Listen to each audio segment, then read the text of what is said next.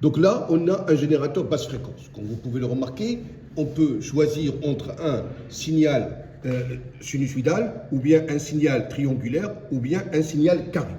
Comme vous pouvez le remarquer, il y a ici 1, 10, 100. Ce sont les valeurs de fréquence qu'on pourrait éventuellement choisir à l'avance. D'accord? Ici, on peut faire varier la fréquence. Ici, c'est pour avoir la symétrie de notre signal. Là, c'est DC offset. Ça veut dire, en plus de la tension qui est variable alternative, on peut rajouter une tension continue qui peut être positive ou négative. Et là, level, c'est d'augmenter ou de diminuer la valeur de l'amplitude, à savoir la valeur maximale de notre signal. Comme vous pouvez le remarquer, il y a 3 sorties. 1, 2, 3, ça fait beaucoup. D'accord? Là, il y a output, ça veut dire le signal qui va sortir de notre GBF. Là, il y a output TTL. Ça, c'est pour l'électronique numérique qui n'est pas dans notre programme aujourd'hui.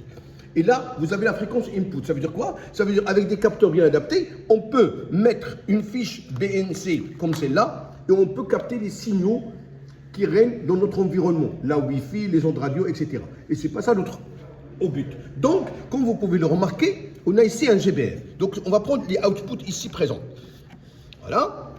Voilà. Donc là, il y aura un signal qui va être délivré par notre GBF. Je prends deux fils, de préférence de 2 couleurs différentes. Il y a la couleur noire pour la borne négative et le borne, un câble rouge pour l'autre,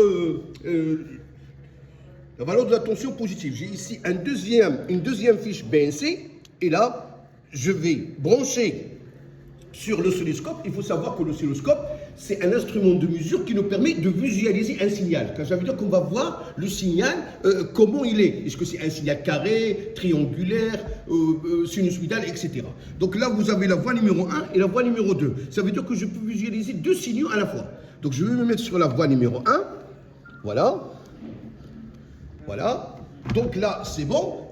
Voilà, l'oscilloscope, il est bien allumé et je vais allumer mon GBF ici avec le bouton ON.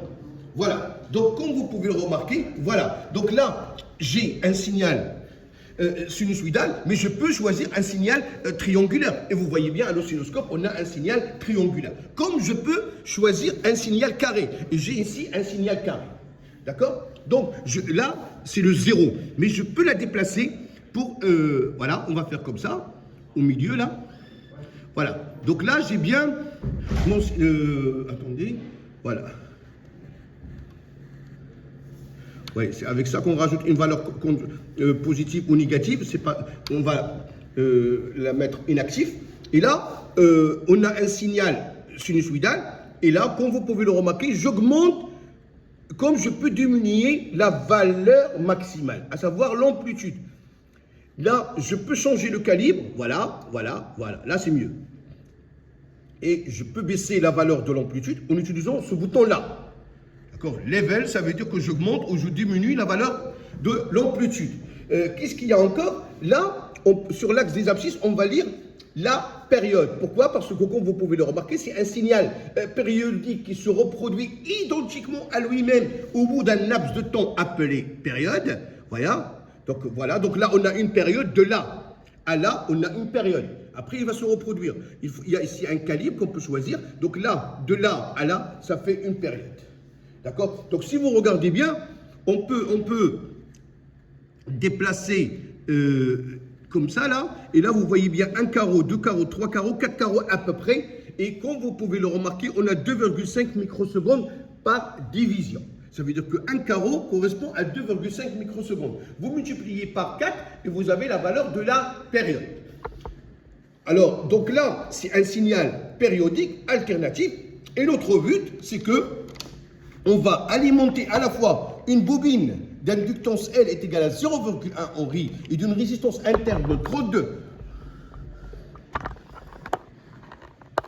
et d'une résistance interne de 32 en série avec une résistance de 10 kΩ et en série avec un condensateur de capacité C qui est égal à 10 nanofarad, ça veut dire 10 fois 10 à la puissance moins 9 farad. Voilà, donc là, la première étape, elle est bien réussie, c'est que là, on peut changer la fréquence d'un signal sinusoïdal, et là, on peut changer la valeur maximale de notre signal sinusoïdal. Et la deuxième étape de notre TP, c'est qu'on va brancher cette tension sinusoïdale au bord d'un circuit de 3 composants qui sont branchés en série. Merci.